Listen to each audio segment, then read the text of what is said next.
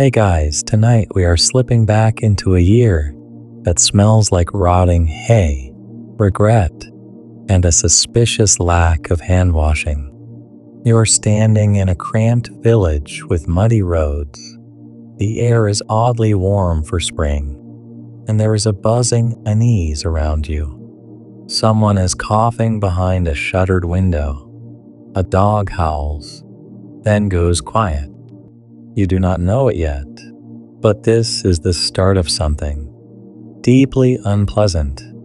This is Europe, and the year is 1348. You are about to have a very bad time.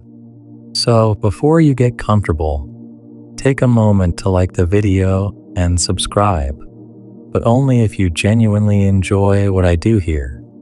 Comment with your location and the local time. Let me know where in the world you're trying to fall asleep tonight. Now dim the lights. Maybe turn on a fan for that soft background hum. And let's ease into tonight's journey together. You wake up in your straw-stuffed cot.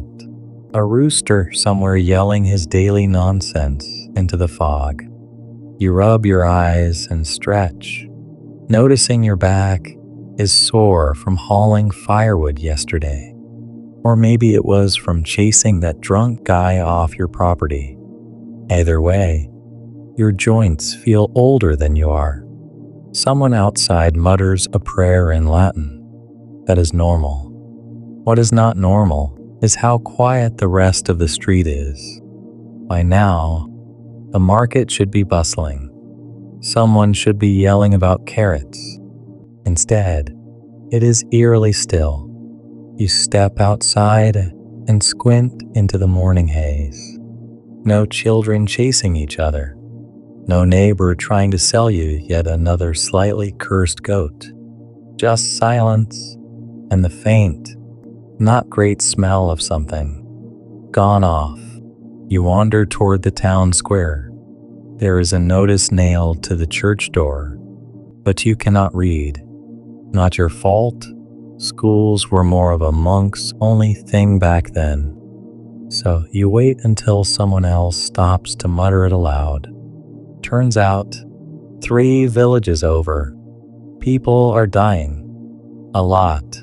The messenger who delivered this news coughed the entire time and then collapsed in front of the blacksmith.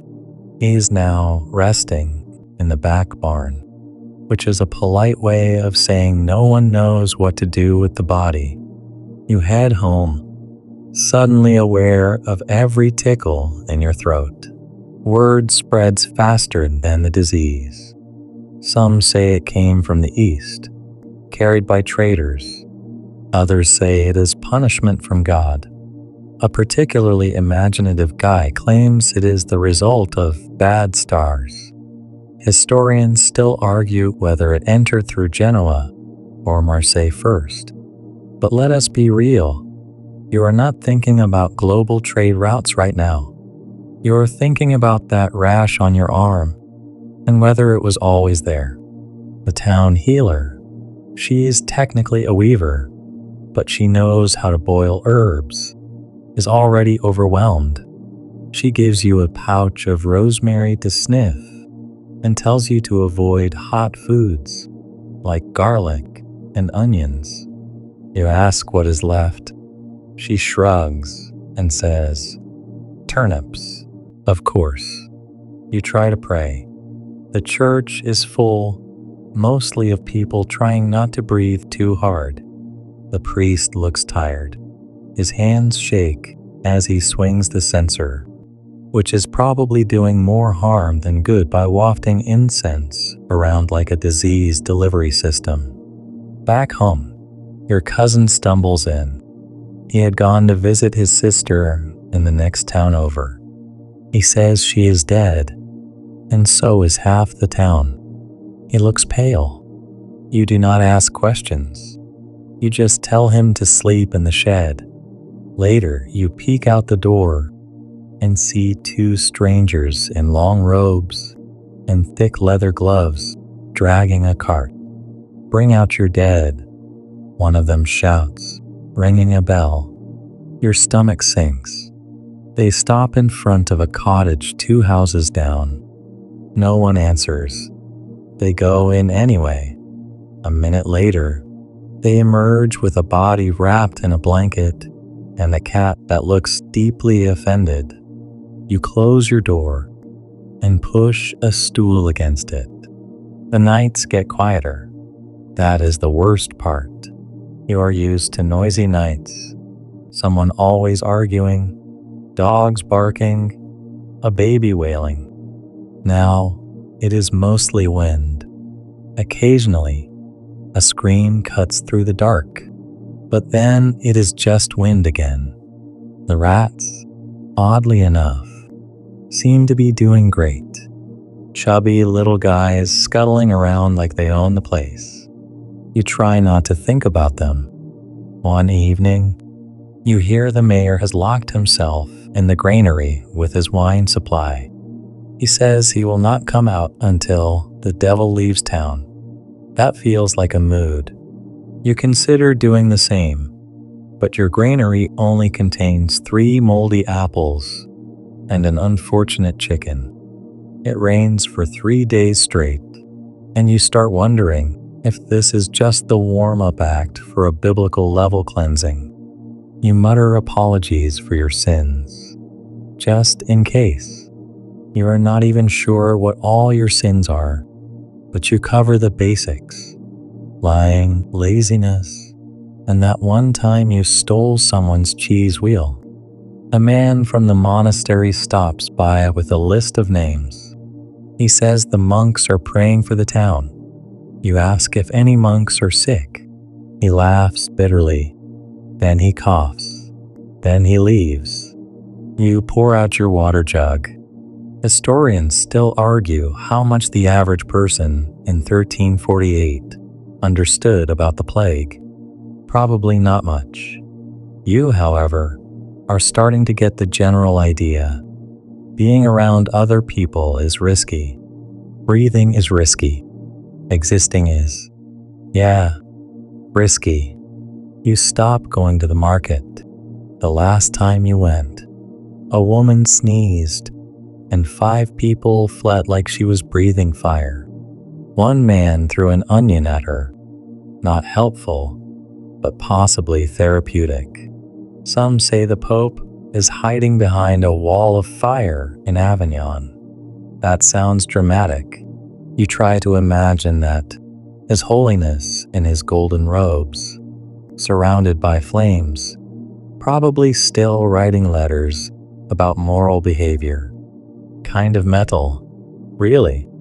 Each day, fewer people knock on your door, fewer footsteps on the path. You start talking to your chicken. She is not a great conversationalist, but she listens. One night, you dream that the trees are whispering in Latin. When you wake up, it is just the wind. Still, you feel like something has shifted. The air is heavier. You light a candle and sit with your back to the door, waiting for morning. Somewhere, off in the distance, a bell tolls. Not the church bell, a smaller one, ringing from the dead cart. Welcome to 1348. You are going to need a lot more rosemary. You do not notice the silence at first. It is a slow thing, like fog creeping in under the door. A missing voice here, a closed window there.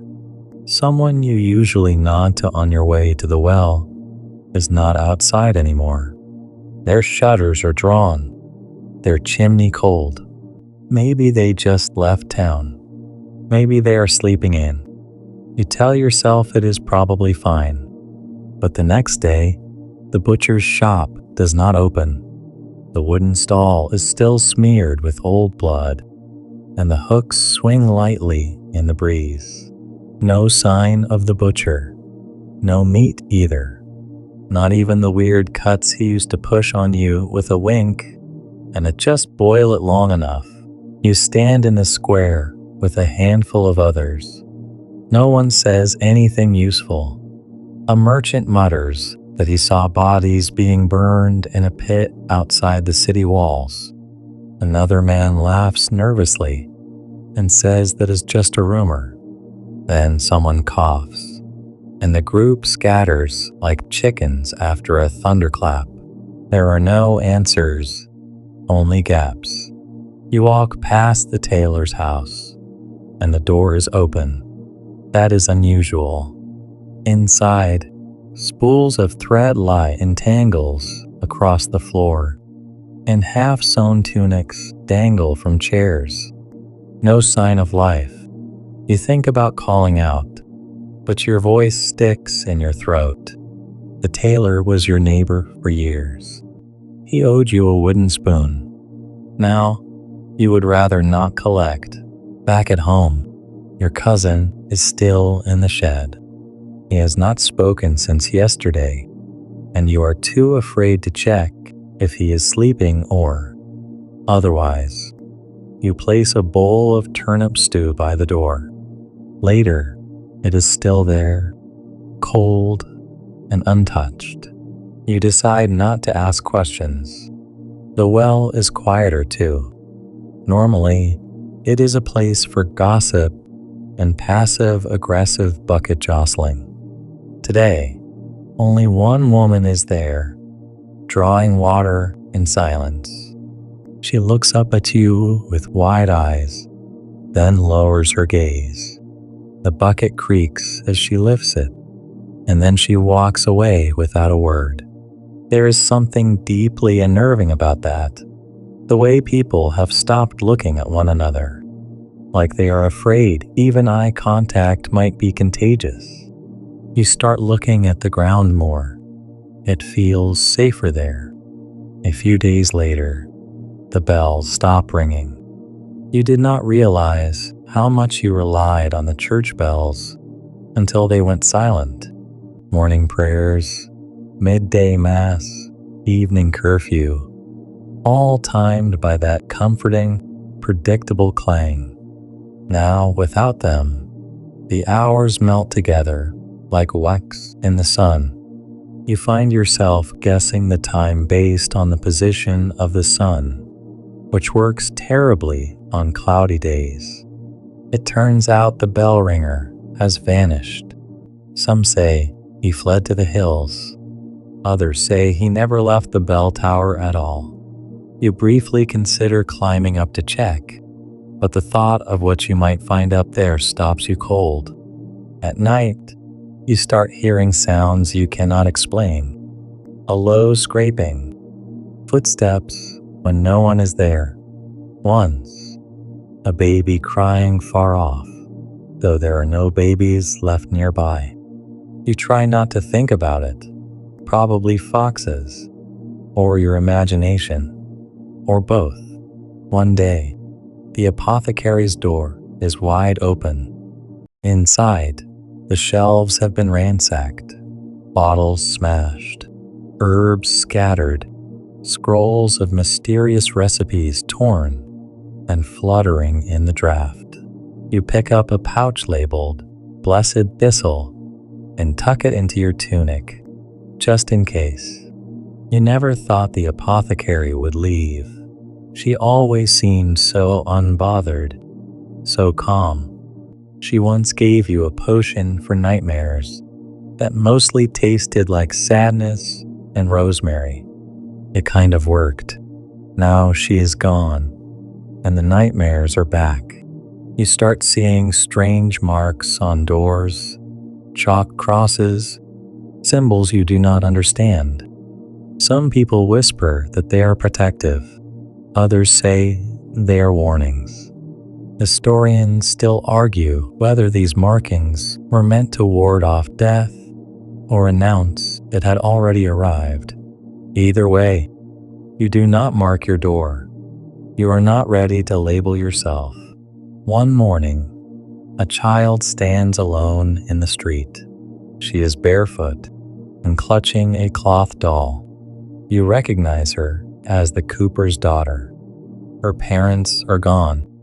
You do not ask where. She stares at you, silent, then turns and walks away. You want to call after her, but the words never leave your mouth. Later, you find the doll left on your doorstep. You think about keeping it, but something about it feels heavy, not in weight, but in presence. You leave it at the crossroads the next day. In an odd twist of fate, the baker reopens. You are not sure where he went or why he came back, but his bread smells incredible. You wait in a short, nervous line. When it is your turn, he hands you a small loaf and says nothing. His hands are shaking. You eat the entire thing sitting on a crate outside his shop. It is warm, crusty, and slightly burned. It is the best thing you have tasted in weeks, possibly ever. For a moment, the world feels a little normal again, and a man stumbles by with a black rash across his face, and you remember exactly where you are. You sleep less. When you do sleep, your dreams are filled with masks, fire, and rats with tiny, knowing eyes. You wake up with your mouth dry and your heart thudding. You light a candle and sit by it until the wick gutters out. Your friends, those who are left, speak in hushed tones about leaving, heading for the hills, the forest, the coast. Some do. You do not. You are not sure why. Maybe it is the fear of the unknown. Maybe it is laziness. Maybe you are just too tired. One afternoon, you see the town square empty. Not just quiet, truly empty. No stalls. No people. Just a stray cat licking its paw near the fountain, which is now slimy with algae. You sit on the stone edge and watch the cat. It stares back, unbothered, probably immune, you think bitterly. You hum a song your mother used to sing when you were small. The melody drifts into the still air, and for a moment, the silence seems to listen. Then the wind picks up, and the song is gone. You head home, clutching your bread pouch a little tighter. There is not much left inside, just a few crumbs. Enough for tomorrow, maybe. But as you pass another shuttered house with a chalk X on the door, you whisper to yourself, still here. You are not sure if that is comfort or a curse. You start keeping track of days by counting your turnips.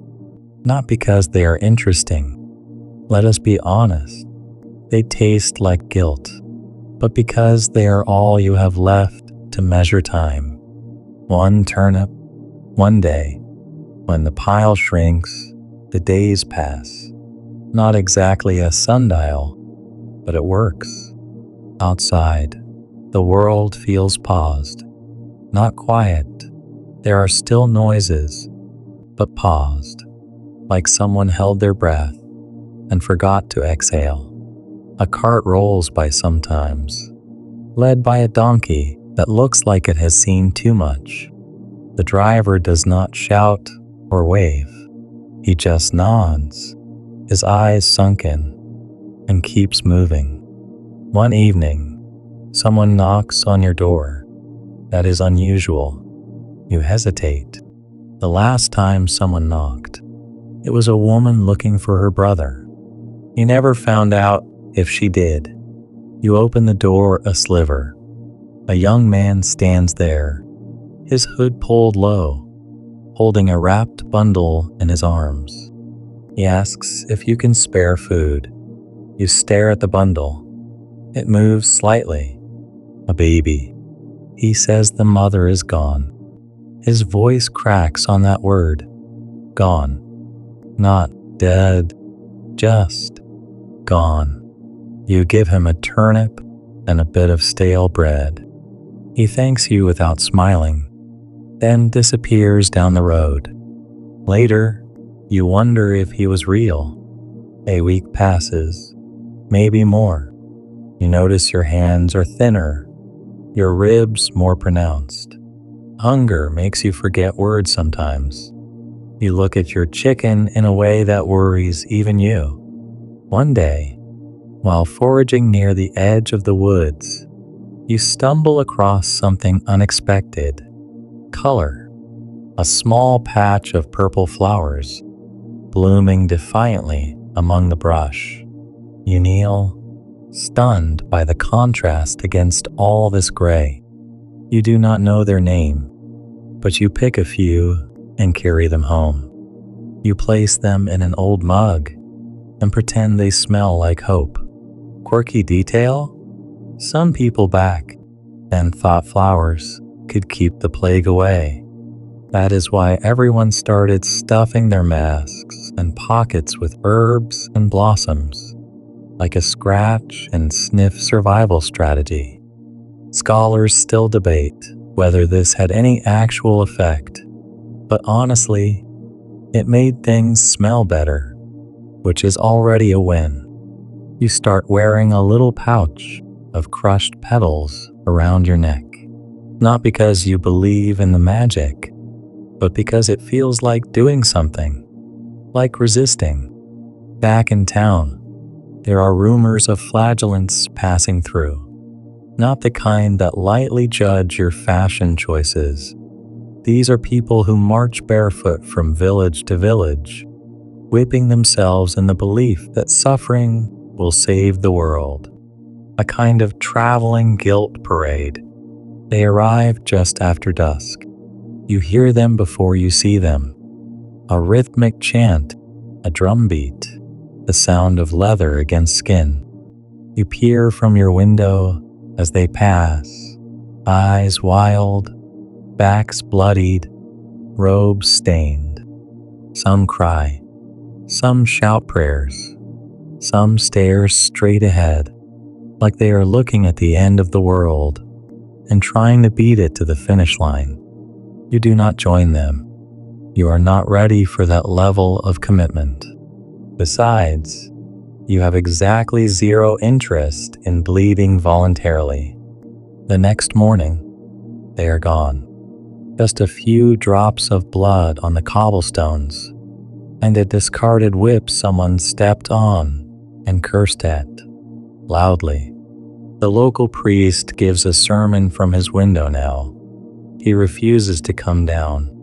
He stands behind a makeshift pulpit of crates and wine jugs, shouting half-remembered psalms at the square. It is hard to focus on holy redemption when he is clearly wearing mismatched shoes and drinking between verses. Still, you listen, everyone does. Hope has become very elastic these days. You hear that in some towns, people have taken to dancing in the streets until they collapse. Not out of joy, more like desperation. A way to shake off the fear, literally. One chronicler described entire crowds moving like puppets on strings, their limbs flailing, eyes vacant. Historians argue whether this was a coping mechanism or an early case of mass psychogenic illness. You just know that dancing feels like a distant memory. So does laughter.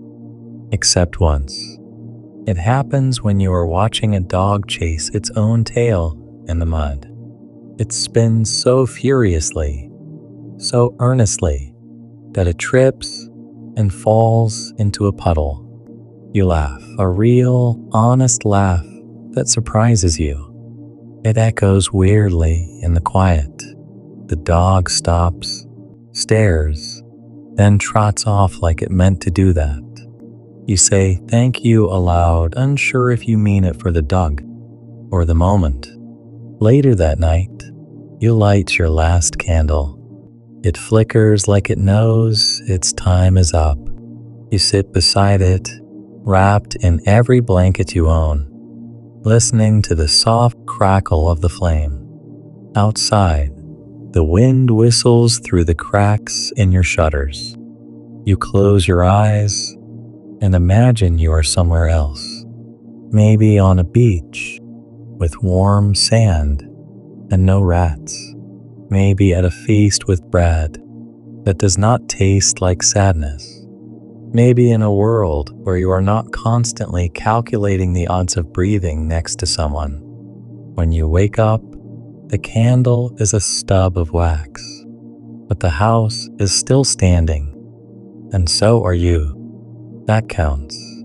You open the door and breathe in the air, sharper today, less heavy. A bird chirps. You blink at it, like it is a glitch in the simulation, and then you notice something else. A neighbor sweeping their doorstep. No mask, no cloak, just a broom and a slight, cautious smile. They nod at you. You nod back. A silence breaks.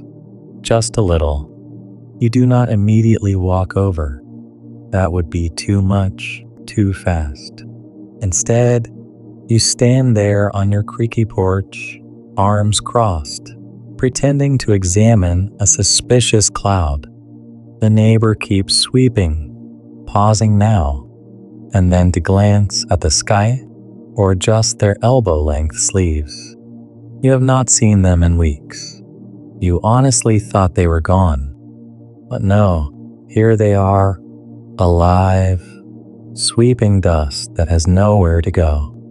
Eventually, you do walk over, slowly, casually, as if this is normal and the world is not sideways.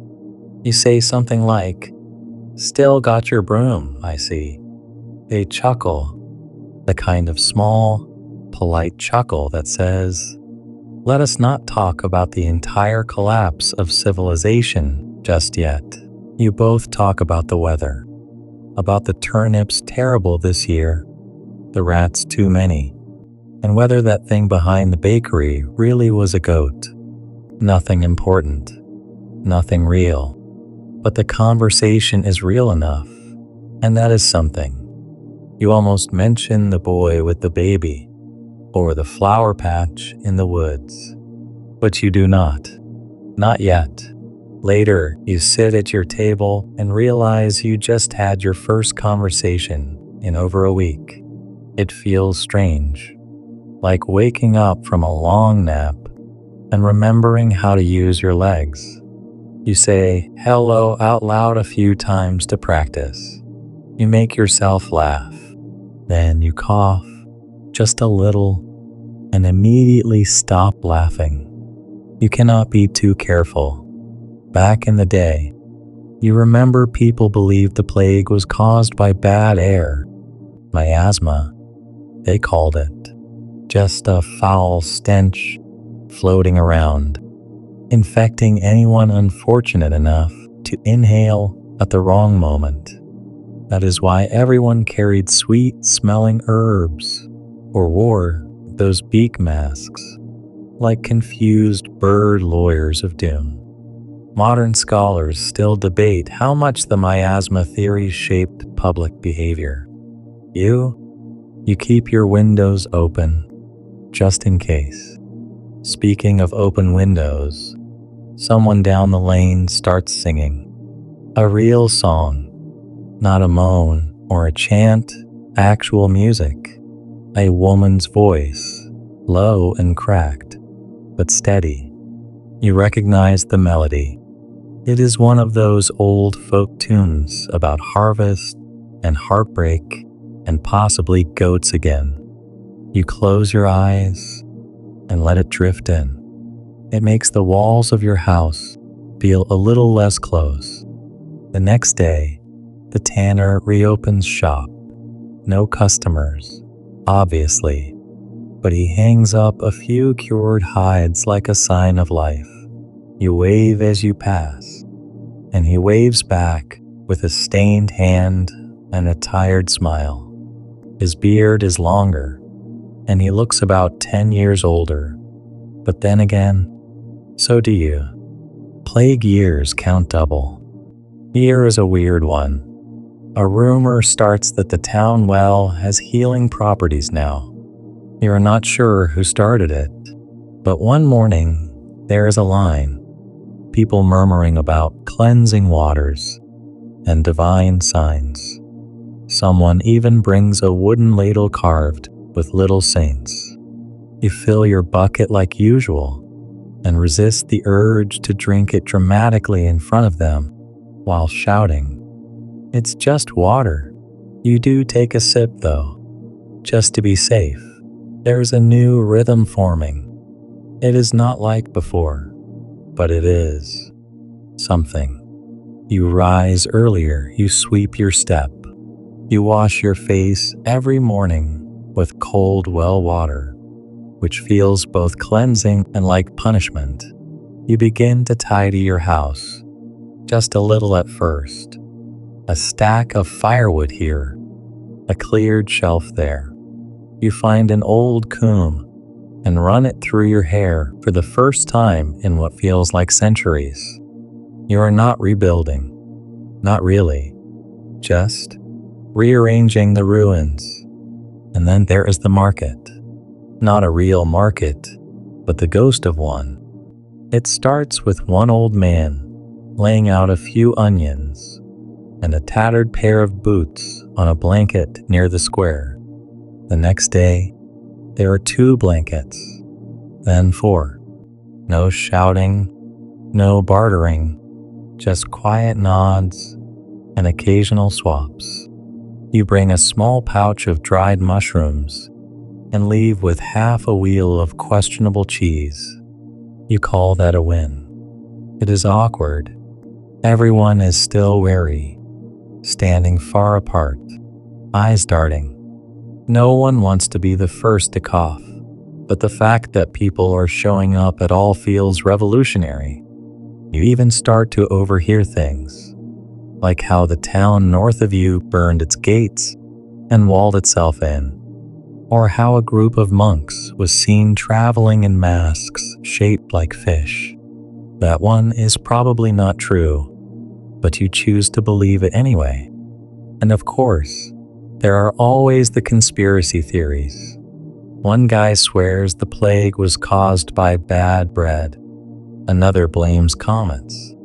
Someone claims it is divine punishment for not attending Mass on time. Someone else thinks it is the fault of cats. That last one is a popular opinion, and historians still scratch their heads about it. Cats, ironically, probably helped control the rat population. Meanwhile, the rats are thriving. They scamper boldly in alleys and along rooftops like they are inheriting the earth. You swear one of them winked at you yesterday. At night, you light a new candle. It is one of the fancy ones you were saving for a festival that never came. It smells faintly of honey and burned hope. You sit beside it, sipping hot water with herbs and pretending it is tea. You flip through an old book you cannot read, but enjoy holding anyway. The pages feel alive. You start to write things down. Not much, just observations. How many people you saw today, what they were wearing, whether the clouds looked hopeful or ominous. You press a few more flowers between pages, not for medicine this time, but for memory. You notice something else too. The silence has changed. It is still there, still thick and heavy, but now it is shared, not lonely, but communal. Like everyone has agreed to keep the volume low out of mutual respect for what was lost and what might still return. And one day, as you walk past the bakery, you see something you have not seen in months. A small child chasing a chicken. You stop and stare. The chicken flaps. The child giggles. The world tilts back towards something resembling life. You whisper to yourself, "Still here." And this time, it feels a little like a promise. You keep saying it, still here, like a spell you are trying to cast over your own limbs, your tiny home, your cracked village. Each morning, you whisper it into your wash basin, into your mug of pretend tea, into the rag you use to clean your boots, even though they never go far. Still here. It feels half like defiance, half like relief. The days stretch longer now. Or maybe you are just more aware of them. The sunlight does not feel so filtered. The birds, yes, there are more now, wake you up with their inconsiderate chirping. You mutter something about how birds should have volume controls, then smile despite yourself, because the birds do not know.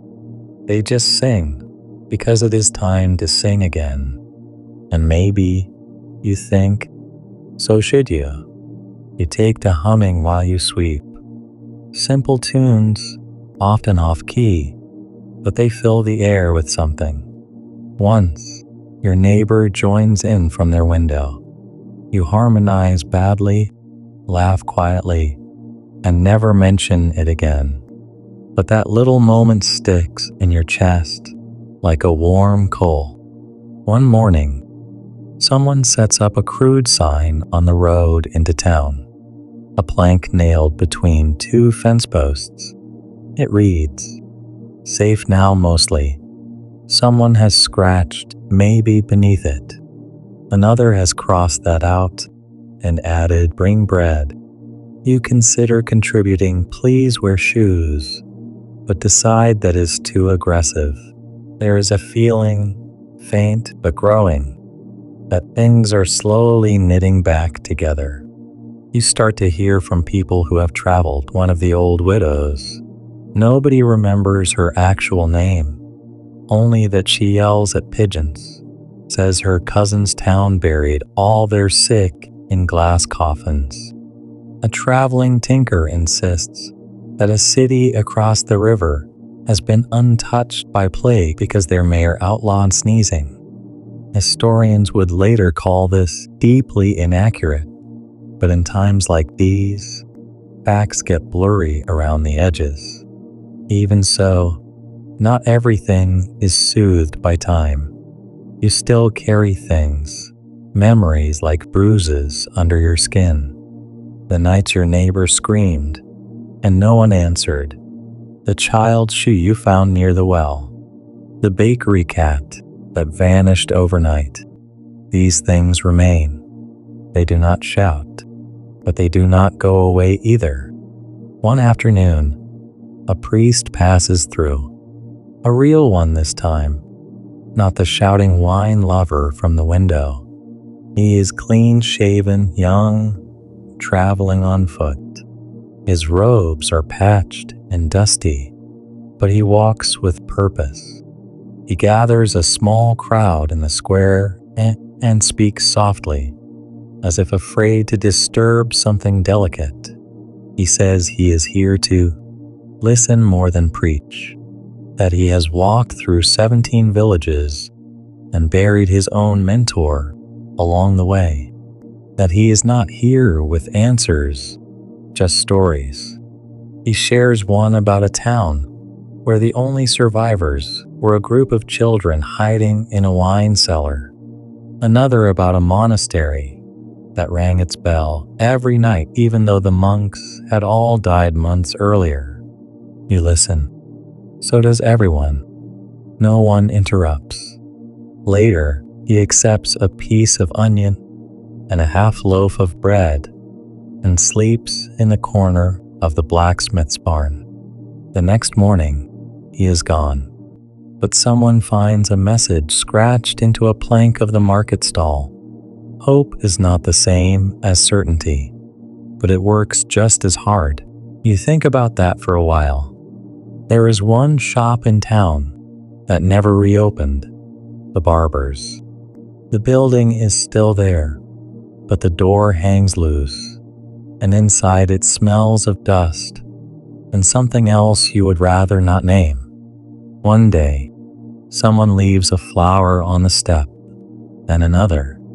By the end of the week, the doorstep looks like a makeshift shrine.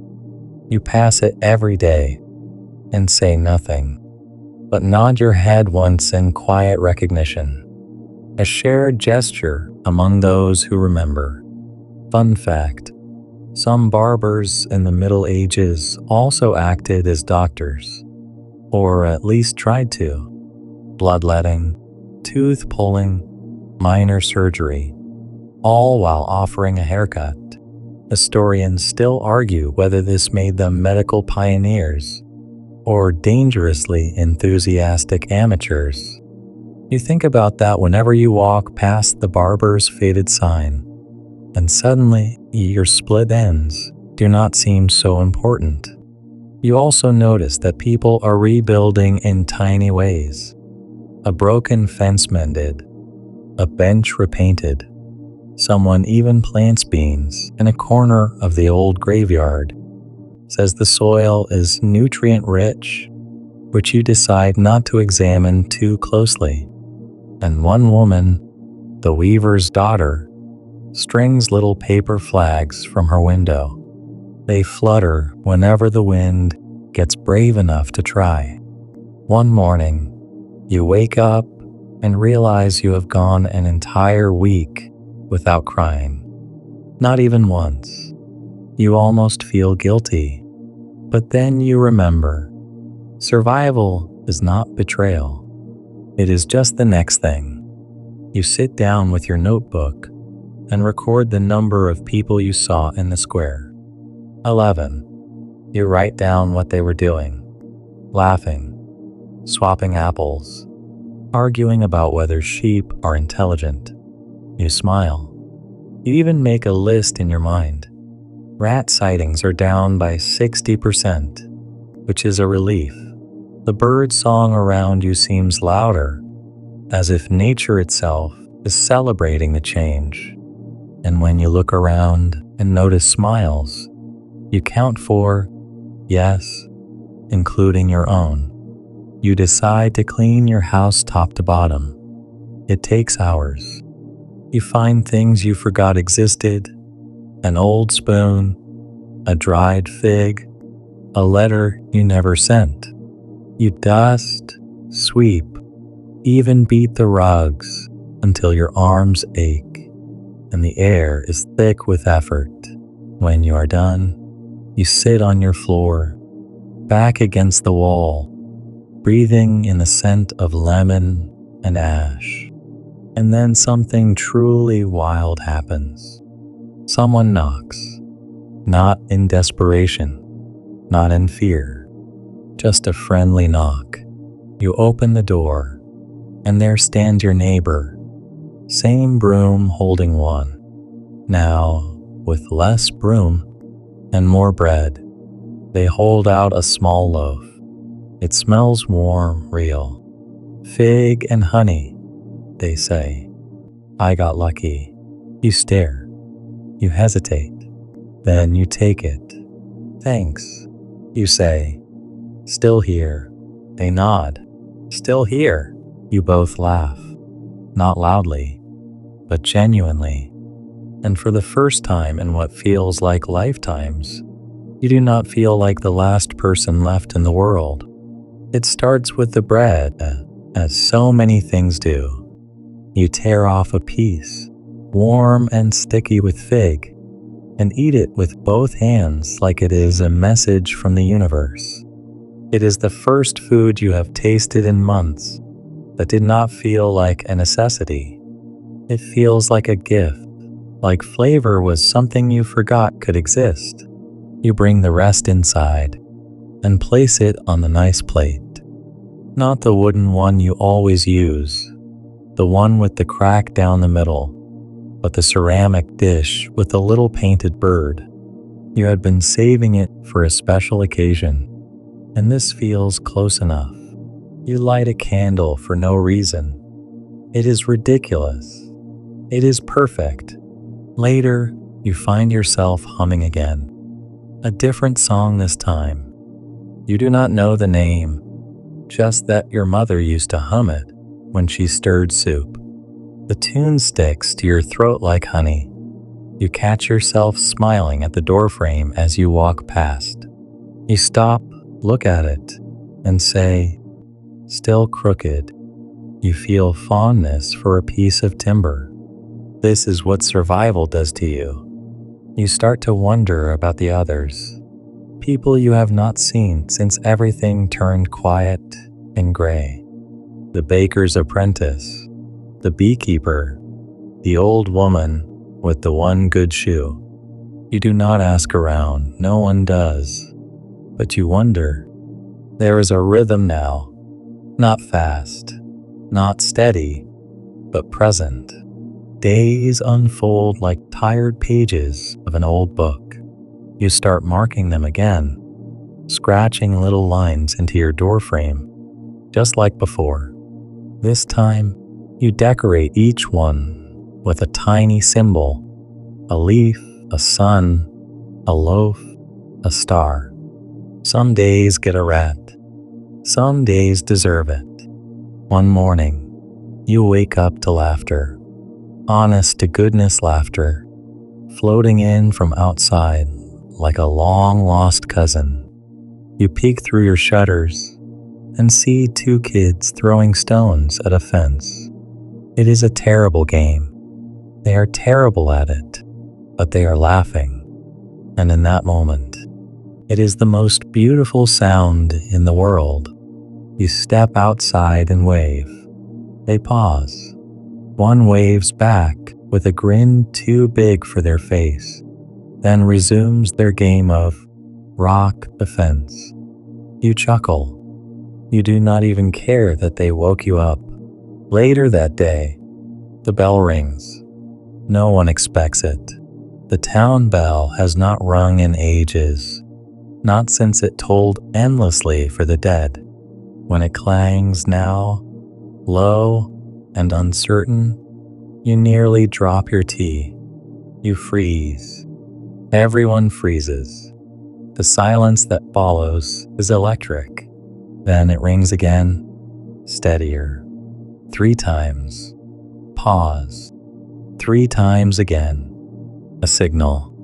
You and the rest of the village wander toward the square, like moths drawn to noise. There, beneath the weather-worn tower, a message is nailed to the post. A market day, a real one. In 2 days' time. No specific reason. No promise of goods. Just, let us try again. Historians would later suggest that local gatherings played a significant role in the restoration of community life after major plagues. What they leave out is how terrifying it is to try again. You prepare for it like a holiday. You dig out a tunic that does not smell like dust and onion. You polish your shoes. You comb your hair twice. Then you put everything away and bring it out again the next morning, just to be sure. When the day arrives, you walk slowly, purposefully.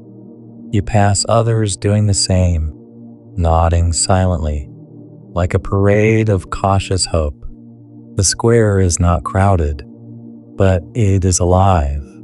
Blankets laid out with mismatched items, turnips, twine, dried herbs, cracked cups.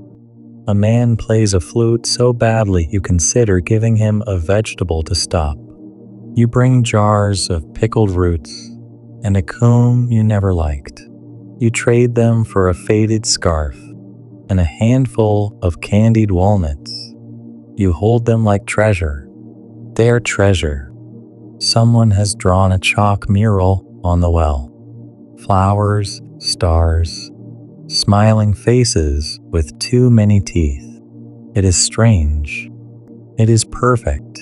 You stare at it and feel something shift in your chest, like your ribs are making room for a new emotion. Gratitude, maybe, or just hunger again.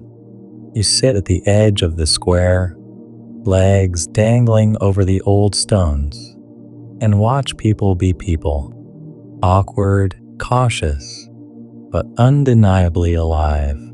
You watch a couple argue over the price of a bent spoon. You see the return of a small dog that everyone thought had run off. You see someone, maybe even you, begin to believe. There is a man near the edge of the square with a scroll. He says he is collecting names. For the record, he says, so we remember who came back. You hesitate, but eventually you walk over and scrawl your name. Your handwriting is worse than usual. Your hand shakes a little, but there it is. Proof. You. Still here. The man nods and thanks you. You nod back and walk away. You do not need to look at the other names. Just knowing they are there is enough. That night, the stars are almost aggressively bright. You lie on your creaky bed, staring through the window, letting their cold light fill your room. You remember how scared you were, how quiet everything became. And now, the silence feels different, not empty, just calm. You drift off to sleep thinking about bread and chalk and pickled roots. And the next morning, for the first time in longer than you can remember, you wake up before the birds. The birds are late, or maybe you are early. Either way, the world is unusually still. You lie there for a few moments, listening to the silence, not the heavy, ominous kind that hung over the village during the worst days, but the soft kind, the kind that feels like the moment before a candle is lit. You get up. No particular reason, just a sense that the day is ready. You move through your little space like you are in a dream, pulling open shutters, stretching out your arms, yawning dramatically because there is no one there to be impressed. A spider dangles lazily from your ceiling. You salute it like an old friend. Outside, the town is waking slowly. No carts rumbling down the lanes. No crowds, but there are signs of life. Someone is singing again, off-key and bold. You can smell something being fried in animal fat. Your stomach does a hopeful somersault. You take a walk, not a purposeful one, just the kind where your feet go where they want, and your brain gets a little break. You pass the market square. It still has the leftover buzz from 2 days ago, chalk faded by footsteps, a broken cup on a windowsill, the word hope scratched into a bench. You smile at that. Hope is messy, after all. On your way through the outer fields, you find something strange. A cart stuck in the mud. Not too unusual in itself, but what makes it stand out is the stack of books inside. Real books, not scrolls or letters or pieces of parchment. Full-on, leather-bound, suspiciously literate books. You look around. No one in sight. No donkey. No owner. Just the cart and the books, tilted at a foolish angle. You hesitate because you were raised better, but eventually you touch one. Just a light tap. It does not explode. Encouraged, you pull one free and open it. It is a cookbook, sort of. The title claims it is about herbal remedies, but every other page has a recipe tucked between warnings about leech rotations and cleansing vapors. You flip to one page that claims nutmeg can cure heartbreak. You raise an eyebrow. Sounds expensive, but worth a try. Another book claims that singing to onions before planting them ensures they grow sweeter. You laugh, quietly, but you laugh because why not? You take 2 books home, just 2. You leave the rest, because you are still trying to be a person with boundaries. You do not tell anyone, not yet. You just curl up that evening and read about garlic poultices and plum tonics and other suspiciously culinary cures. You sleep better that night. Historians have always debated how information spread in the wake of the Black Death. Some argue that written texts were hoarded by the elite. Others suggest that common folk began building small libraries of their own, sometimes hiding books like treasures. You wonder whether anyone will someday wonder about your book pile. Maybe you should hide them under your floorboards, just to be dramatic. Over the next few days, life inches forward. A new message appears on the square board. Folk night. That is it. No explanation. Just folk night. You stare at it for a long time, trying to decide whether this is a threat or an invitation. Curiosity wins. The event is held in the barn behind the old mill. You arrive just after dusk, carrying a loaf of something that might have been bread but now resembles a dense root vegetable. No one comments. Inside, there are candles, blankets, a few battered instruments. Someone hands you a warm cup of spiced something. You nod in thanks. It burns all the way down. You immediately want more. The night unfolds in layers. Someone recites a poem about missing their goat. Someone else sings a song about how terrible soup can be. A child, 8, maybe 9, tells a story about a rat who wanted to be a knight. It is easily the best story of the night. You are surprised when someone calls your name. They ask you to share something. Anything. Your heart does that thing it does when it forgets how to beat correctly. But you stand anyway, slowly, like you are testing the weight of your own bones. You tell a short story about the time you tried to dye your tunic using berries and accidentally turned it into what you described as a fashion crime. People laugh. You laugh. You survive it. Afterward, someone claps you on the back and says, "You are funny when you are not panicking." You consider that a compliment, mostly.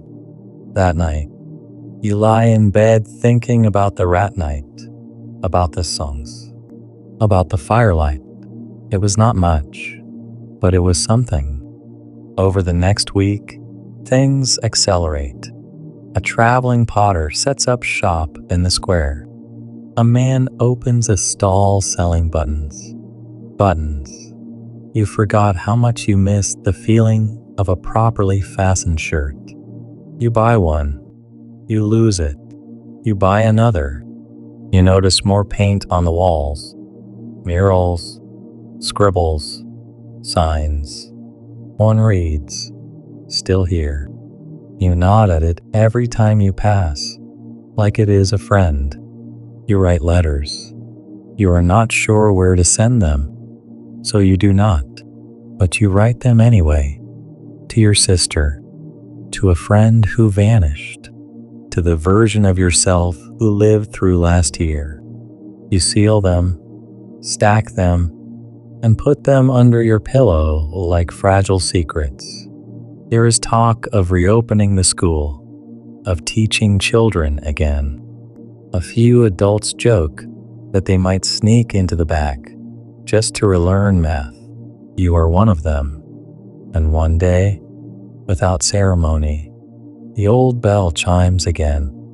Not an alarm, not a death toll, just time. Time for lunch, time for church, time to be awake and alive. You stand in your doorway, watching the wind pull at the grass. A bird lands on your fence. It looks at you like it knows a joke you have not heard yet. You grin at it. Still here, you think. Still here. You start keeping a broom by the door, not because the floor is particularly dirty, though, to be fair, it is, but because it feels like something a person with a future does. People with futures sweep. People with no future stare at walls. You are done with walls. Sweeping becomes your new ritual. You do it every morning with a kind of stubborn ceremony. You hum to yourself, even if it is just to fill the silence. Sometimes you pretend the broom is judging you for the mess. You talk back. You win the argument. There is something oddly soothing about rearranging dust. One morning, you discover someone has left a basket on your doorstep. Not unusual these days. People trade favors like breadcrumbs. But this one is different. Inside, a tiny wooden carving of a fox, a sprig of lavender, a piece of hard cheese, and a note that reads, simply, for when it feels heavy again. You sit with it for a long time. You do not know who left it, and no one ever admits to it. But the fox stays on your shelf, the lavender in your pocket, the cheese in your mouth, the note folded into your book. These days, little acts like that are common. Someone repairs a broken hinge on your gate without being asked. You leave a loaf of honey bread by the weaver's door. There is a quiet understanding that the rebuilding of society is less about grand gestures and more about stitching the small things back together. You begin to realize that kindness is contagious, just slower than a plague. One afternoon, you see children building a fort out of firewood. It is an architectural disaster. Leaning towers, uneven stacks, one log that clearly wants to escape, but they are proud of it. They invite you in. You politely decline, citing height concerns and creaky knees. Instead, you offer advice on roof structure. You are ignored. Correctly. Historians often frame the post-plague recovery around kings, reforms, and economic shifts. What they miss are the forts, the bread, the foxes carved from scraps, the joy of getting splinters while building something completely useless. One evening, you are invited to a salon. You are not sure what that means anymore, but apparently it involves reading things out loud and arguing about philosophy in the candlelight while drinking something warm and suspiciously herbal. You are told to bring a thought. You panic, naturally. The day arrives, and you walk in carrying a piece of parchment with a sentence you are still not sure is deep or just poorly punctuated. The room is full of people you know by name, but not by story. You sit, sip, and listen. Someone reads a poem about wind and memory. Someone else tells a riddle no one can solve. A woman with half a tooth left reads from a scroll she found in a latrine. Cleaned, of course. It is surprisingly profound. Or maybe everything sounds profound when read under candlelight with a serious face. When it is your turn, you read your thought. Maybe the reason we survived is because we did not stop sweeping. There is a pause, then a laugh, then, slowly, a nod from the man who always smells like pickles. High praise. The next day, someone paints your sentence on the back wall of the baker's shop. You blush every time you pass it. A week later, a traveler arrives. He looks like he has wrestled 12 weather systems and lost. Cloak tattered, boots muddy, face sunburned in a pattern that makes you wince. But he has news, real news, from a city 3 valleys over. People rebuilding, markets open, ships moving again. A playhouse reopened with a terrible comedy about frogs. You gather around him like moths to a rumor. The details blur, but what sticks with you is the tone. Not triumphant, not tragic, just tired and hopeful, like the world is slowly remembering how to be a world. There is, however, one chilling moment. He mentions a village that vanished, not wiped out, just gone. No people, no animals, empty homes, and a field of sunflowers where there should not be any. Maybe they moved, he shrugs. Maybe they turned into birds. Everyone laughs, but you all glance at the sky. Scholars debate whether entire villages were truly abandoned or simply renamed, merged, or absorbed into larger settlements. But when someone who has seen them says they were there one day and not the next, you do not argue. You wonder. A few days later, your own village decides to map itself again. A new map, fresh lines, names written in charcoal instead of ink. You are assigned a quadrant, 3 lanes, and a sheep trail. You take the job too seriously and make tiny notations about every cracked wall and interesting rock. Your neighbors mock you affectionately, but the map becomes a symbol, proof you exist. Your paths have names. Your corners are known. That night, you hang your quadrant map on the wall next to your broom. You stare at it like it is a treasure, because it is.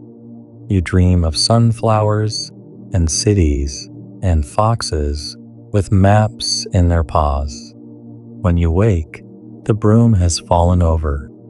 You take it as a sign. Of what? You are not sure, but you stand it up again anyway. Still sweeping. Still here. You begin to notice that the nights are quieter now, not in the eerie way of before, but in a soft, comfortable way, like a lullaby sung by the moon. The stars seem to twinkle with a little more mischief, as if they know a secret you have yet to discover. One evening, you step outside just to breathe the air. It smells of damp earth and blooming wildflowers. Somewhere nearby, a dog barks lazily, and the sound makes you feel a little less alone. You take a deep breath and realize you are actually smiling, without even trying. You pass by the old chapel, long unused, and with stained glass that has seen better days.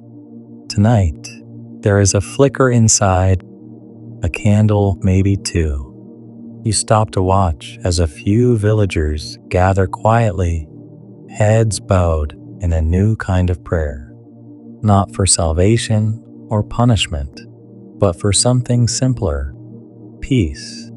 You sit nearby and listen to the soft murmur. There is no sermon, no grand declarations, just a community piecing itself together one whispered hope at a time.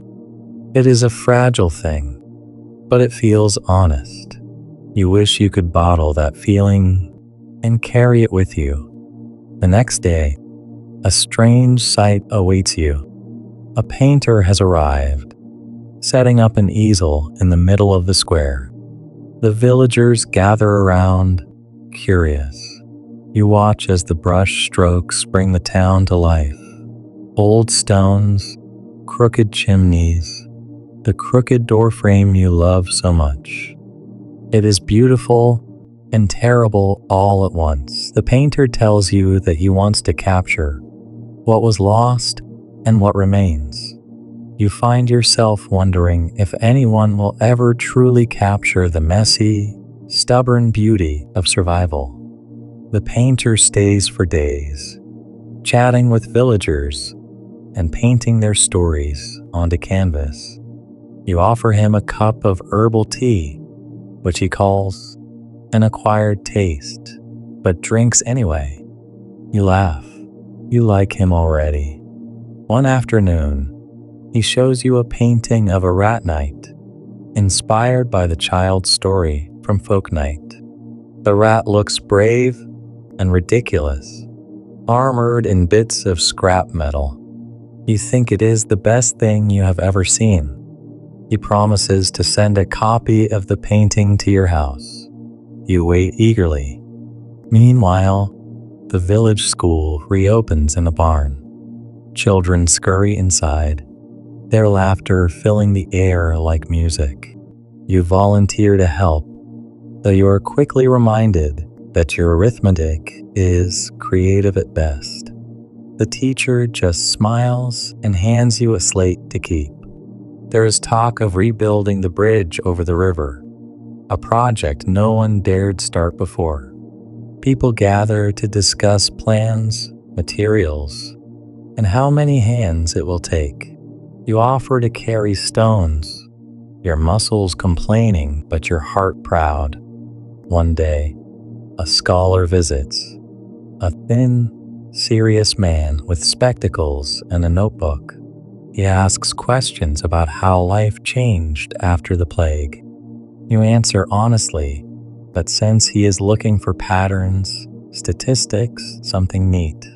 You wish he could see the crooked smiles, the little forts, the fox carvings instead.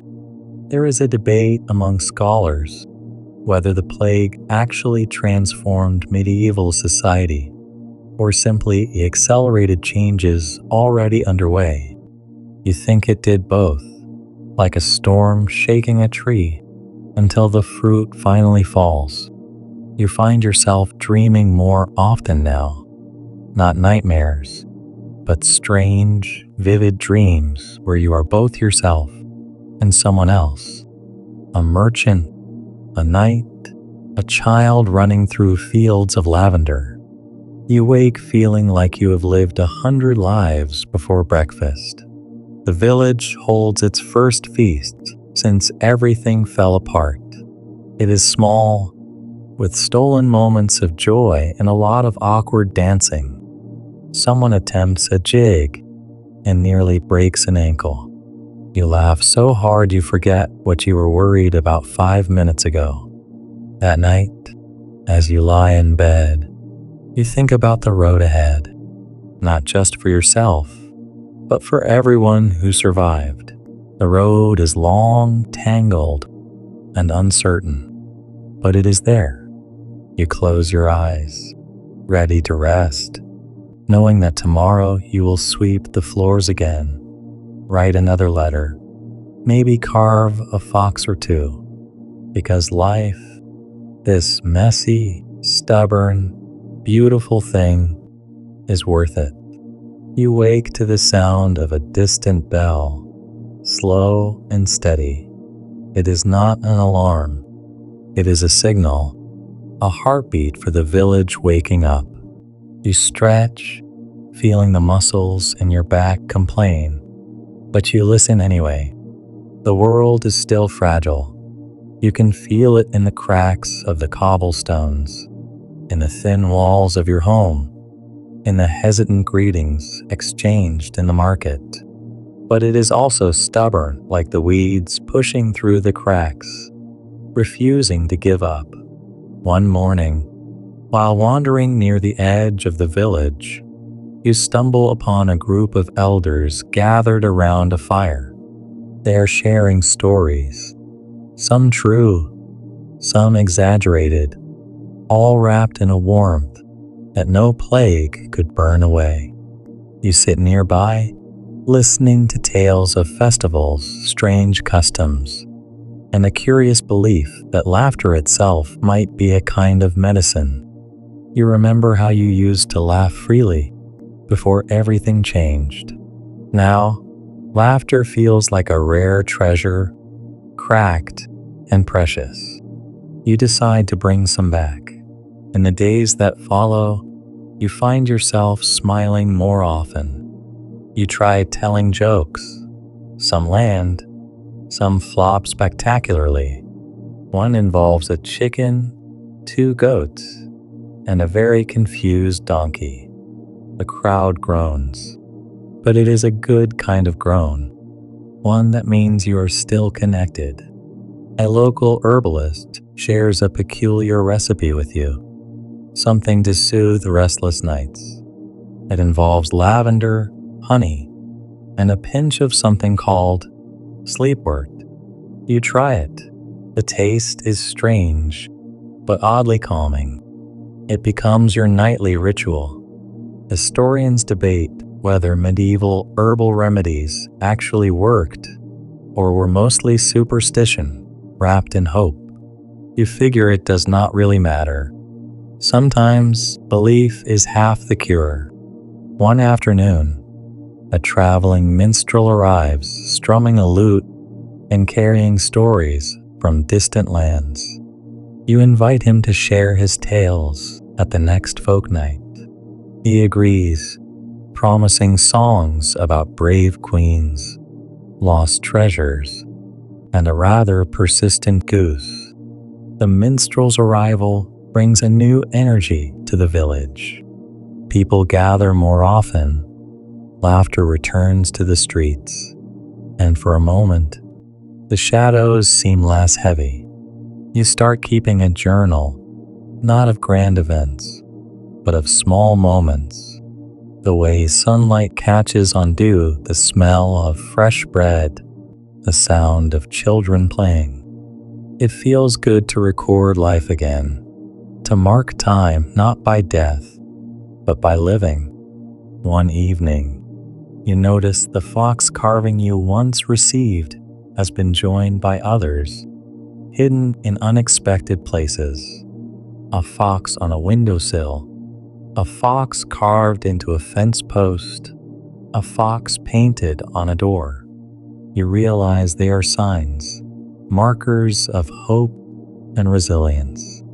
The village slowly begins to reclaim itself.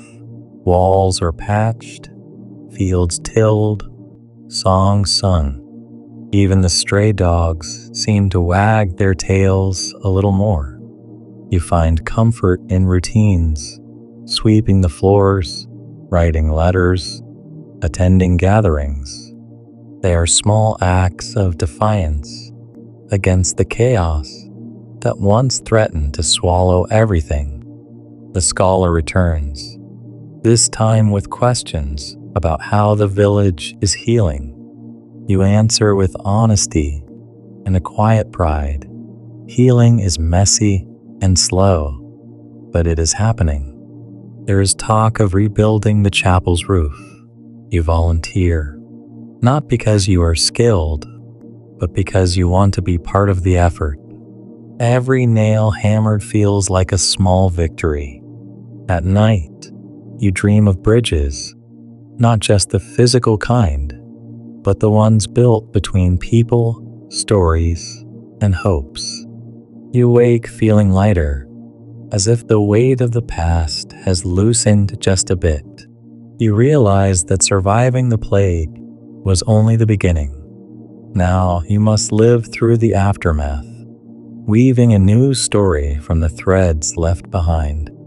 And so, you keep moving forward, one step, one broom sweep, one fox carving at a time.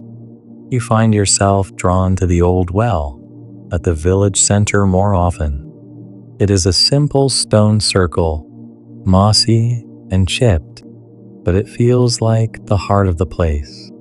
You watch as people gather around it, filling their buckets, exchanging greetings, and sometimes secrets. One day, You overhear a conversation between two women about a strange light seen flickering over the well at night. Some say it is a will-o'-the-wisp. Others whisper about spirits protecting the village. You roll your eyes, but cannot help feeling a tingle of curiosity. Later that week, you decide to stay near the well after dark. You wrap yourself in a shawl, the night air cool against your skin, and wait. Hours pass. Nothing happens. Just the soft croaking of frogs and the distant hoot of an owl. Just as you are about to give up, a faint glow appears, soft, flickering like a candle flame, dancing in the breeze. Your heart races. You wonder if it is your imagination, or perhaps the village itself is trying to tell you something. You think about how, after the plague, people clung to stories and symbols like lifelines. You have heard of plague lights in other regions, mysterious glimmers that some say guide the lost or mark places where healing began. Historians argue whether these lights were natural phenomena or collective myths born from trauma. Either way, they remind you that sometimes the world offers mysteries to hold on to. The next morning, you share your experience with a few trusted friends. Some scoff, others listen with wide eyes. One man claims he saw the light too, and that it brought him comfort on his darkest nights. It becomes a quiet ritual to visit the well after sunset, not to find answers, but to find a moment of peace. You start carrying a small lantern with you, a symbol that even in darkness, light endures. Meanwhile, the village bakery experiments with new recipes. Rye bread is replaced by loaves with wild herbs and nuts. You try a slice, the flavors unfamiliar but comforting in their own way. It is strange how something as simple as bread can become a reminder that life goes on. Children create new games. Some mimic knights and dragons. Others invent stories about the fox knights you have come to love. You watch their imaginations run wild and think that creativity might just be the best medicine of all. One afternoon, the minstrel performs a new song about a fox that outwits the plague itself. The crowd laughs and claps, even the elders tapping their feet. It is a story you have heard before, but tonight it feels fresh and hopeful. You begin to collect these stories, scribbling them in the margins of your journal. They are the village's new history, woven from fear, hope, and a stubborn refusal to forget. The village council debates building a proper schoolhouse, a symbol of investment in the future. You support the idea, thinking of the children who deserve more than you had. Education, after all, is a light against the dark. One evening, a traveler offers to teach the villagers a new dance from a distant land. It is awkward at first, feet stepping on toes, arms flailing, but soon laughter fills the room. You join in, forgetting for a moment that the world was once so heavy. The nights grow warmer, the days longer. You plant a small garden near your home, lavender, thyme, and a few stubborn sunflowers. Tending it becomes your meditation, a way to nurture something living and bright. You think about how the plague changed everything, how it stripped away certainty, forced people to rebuild from ashes, but it also taught lessons in resilience, kindness, and the quiet power of community. Historians will debate the impact for centuries, but you know the truth in the soil beneath your fingers. Survival is not just about avoiding death. It is about finding reasons to keep going. You finish your journal entry for the day with a simple line. In the darkest times, even the smallest light matters. And with that thought, you blow out your lantern, ready to rest, knowing that tomorrow will bring new stories, new challenges, and maybe, just maybe, a little more light. You awake one morning to the chatter of villagers preparing for a festival. It feels strange, almost surreal, like the world is slowly stitching its wounds with laughter and music. The air buzzes with anticipation, and you find yourself swept up in the excitement despite the weariness still clinging to your bones. The festival is a patchwork of old traditions and new inventions, games inspired by the plague tales, dances that seem to celebrate survival rather than victory, and tables groaning under the weight of shared food. It is not grand, but it is honest, and that makes all the difference. You wander through the crowd, noticing how faces light up at simple pleasures, a child's painted cheek, a shared joke, the feel of warm sunlight on skin. It is a reminder that life's joy often hides in the smallest moments. Among the festivities, a storyteller sets up a corner to share plague stories with the younger crowd. You listen as she weaves tales of rat nights, shadowy lights, and brave survivors. Her voice is gentle, tinged with humor, and you catch yourself smiling at the absurdity and bravery mixed in every tale.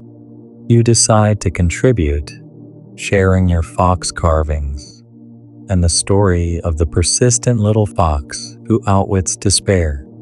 Children gather around, eyes wide, hanging on every word. You realize that stories are not just for remembering. They are tools for healing.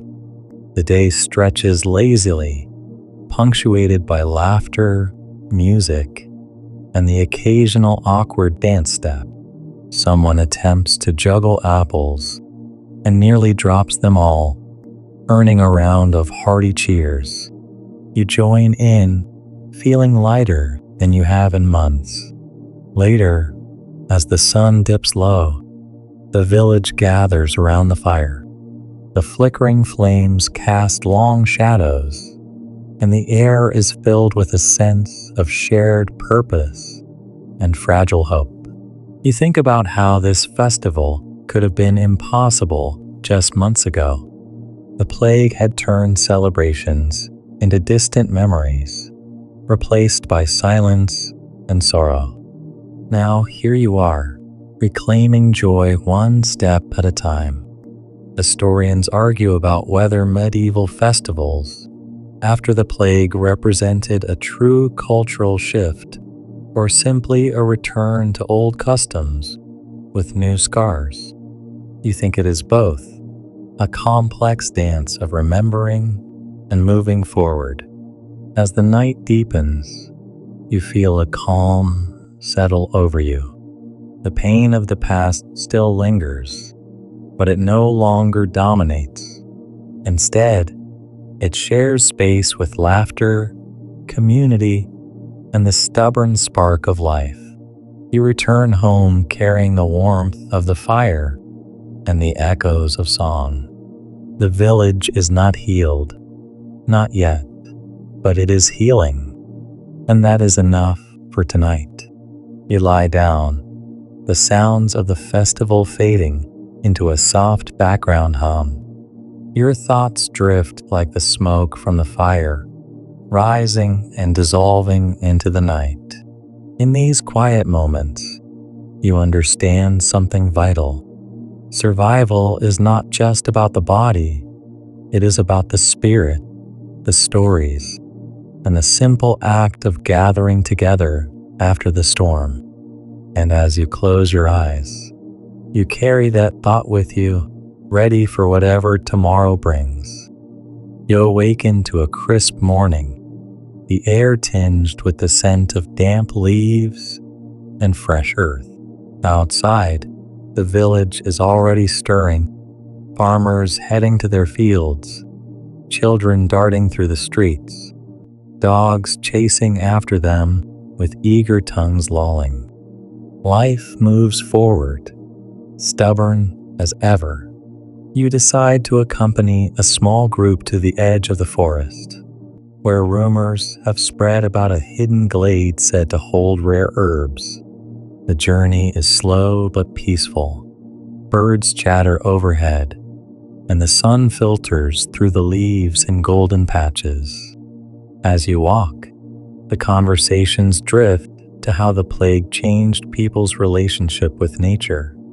Before, the forest was often feared, a place of mystery and danger.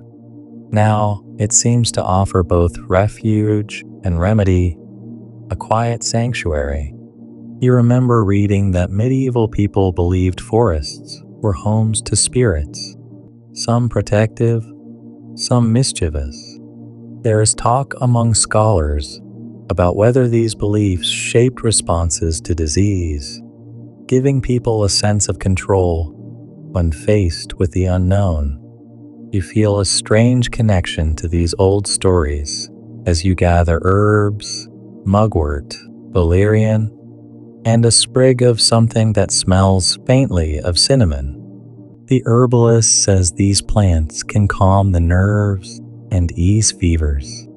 You tuck them carefully into your bag. On the way back, you stumble upon a small, almost hidden shrine, a rough stone altar covered in moss and tiny carvings.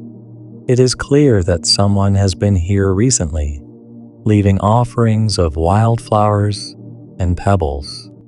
The shrine feels like a silent promise of hope and remembrance. That evening, back in the village, the herbs are brewed into teas and balms. The scent fills the air, mixing with smoke from cooking fires. You sip slowly, letting the warmth spread through your chest. You think about how healing after the plague was as much about rituals and community as about medicine. The act of caring, of coming together, held power that no single remedy could match. A group of children gather around you, curious about the herbs and their uses. You teach them names and stories, imagining that some of these little lessons will grow roots just like the plants themselves. Meanwhile, the village blacksmith repairs tools and weapons, his face grim but determined. You watch as he shapes metal with steady strikes, the sparks flying like tiny stars. It is a reminder that rebuilding is not just about healing bodies, but about restoring livelihoods and protection.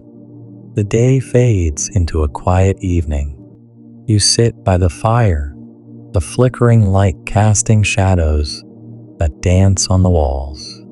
Your thoughts drift to the past, the plague, the loss, the nights spent wondering if the dawn would ever come, but also to the present, the small victories, the laughter, the stubborn fox carvings that keep appearing like silent guardians. Historians debate how much medieval healing was shaped by actual knowledge versus belief and ritual. You decide it does not really matter. What matters is that people held on to hope, and in doing so, held on to life. You close your eyes, the scent of herbs lingering as you drift toward sleep, ready to face another day in this imperfect, beautiful world. You wake to a sky painted with soft pastels, the morning mist curling lazily above the fields. Today feels different. There is a quiet sense of momentum, like the village is finally shaking off the heavy cloak of its past. You head toward the village square, where preparations are underway for the unveiling of a new memorial. It is simple, just a stone slab engraved with the names of those lost during the plague. Yet, its presence carries weight. It is a place for remembrance, grief, and perhaps most importantly, acceptance. You watch as families approach the memorial, tracing names with fingers rough from work and tears alike. A child leaves a wildflower, a symbol of fragile beauty. You think about how the act of remembering is both painful and necessary, a way to honor those who did not survive while reaffirming the lives that continue. The village priest leads a small ceremony, his voice steady but gentle. He speaks of loss, resilience, and the promise of new beginnings.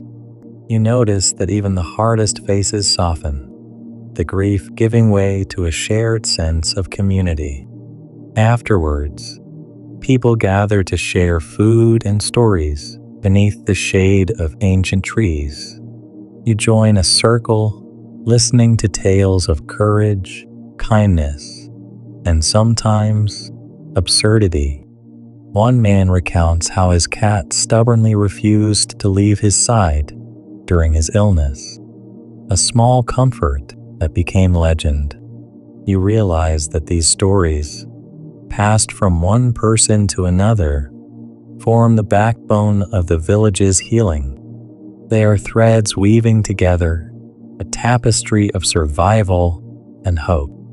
Later, you visit the chapel, where repairs are nearly complete. The roof is sturdy, and new stained glass windows catch the sunlight in dazzling colors. The space feels renewed, a sanctuary not just for prayer, but for community gatherings. You reflect on how rebuilding physical spaces parallels rebuilding trust and connection. Both require patience, effort, and a shared vision. Historians continue to debate whether medieval communities fully recovered from the plague's social impact, or if scars lingered beneath the surface. You suspect the truth lies somewhere in between. Recovery is never linear, and healing often comes in fits and starts. As the sun dips low, you walk through the village one last time, noting how life pulses in every corner, from the children's laughter to the blacksmith's steady hammer, to the quiet corners where fox carvings keep watch. You think about your journey, how you survived not just the disease, but the fear and isolation, how you found light in small moments, laughter in unlikely places, and strength in community. The world may never be the same, but it continues, imperfect, beautiful, and alive. You pause, breathing in the cool evening air, feeling a deep calm settle within you. Tomorrow is another day, full of promise and possibility. You lie awake as the stars blink into existence overhead, a silent audience to the night's quiet vigil. The village sleeps around you, resting but not forgotten, holding onto the fragile promise of dawn. Your thoughts drift back over the journey, the long, slow path from plague-stricken despair to this tentative rebirth. You think about the people you have met, the stories you have heard, the small acts of courage that stitch together a community. You remember the fox carvings, their quiet, persistent presence like whispers of hope tucked into the ordinary fabric of life. They became symbols of resilience, of cleverness, and a refusal to be swallowed by darkness. The plague was more than a disease. It was a force that reshaped everything: social structures, beliefs, daily routines. Survivors were not just those who escaped death, but those who found ways to live with the shadow it cast. You recall the heated debates among historians. Was the plague a turning point, or just a brutal episode in an ongoing saga? Did it alter the course of medieval society, or simply accelerate changes that were already underway? You realize that the answers are as complex and tangled as the stories themselves. You think about the herbal teas, the lantern-lit vigils, the songs sung around fires, and the festivals that celebrated survival rather than conquest. These were not just distractions. They were lifelines, connecting people to each other and to a future. You picture the rebuilt chapel, the memorial stone, the schoolhouse taking shape, a testament to hope and continuity. In these quiet hours, you feel the weight of the past loosen its grip just enough to let in a gentle peace. You breathe deeply, the cool night air filling your lungs, and let your thoughts drift like the smoke rising from distant chimneys. You are part of a story much larger than yourself, a story of loss, endurance, and the human spirit's remarkable capacity to heal. And as sleep pulls you under, you carry that story with you, a soft ember glowing in the dark. Now, as the night deepens and your eyes grow heavy, let yourself sink into the quiet calm that follows the storm. Imagine the village resting under a blanket of stars, each twinkle a gentle reminder of light and darkness. Feel the slow, steady rhythm of your breath, matching the peaceful pulse of a world slowly healing. There is no rush here, only the soft unfolding of time and the steady comfort of knowing that tomorrow holds new beginnings. Let the stories and memories you have gathered settle gently in your mind like leaves drifting on a still pond. The worries and fears fade, replaced by a warm sense of connection and hope. Allow yourself to drift, carried by the gentle currents of sleep, safe and sound. Know that the night is a shelter, a pause, a moment of rest before the dawn. And when you wake, the world will be waiting, imperfect but full of possibility. Good night, and may your dreams be soft and sweet.